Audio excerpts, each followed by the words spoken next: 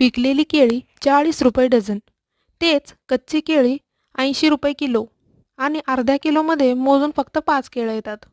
आता ते पण सोनकेळं आहेत म्हणून, नाहीतर फक्त 3च आली असती. सगळ्या गृहिणी करतात तो जुगाड म्हणजे इडलीच्या भांड्यामध्ये वाफून घेणे. मग त्याची साल काढून त्याचे तुकडे करायचे. आता हे तुकडे तेलामध्ये सोडायचे. आता हे काय बटाट्यासारखे तेल बिल काय पिणार नाहीत.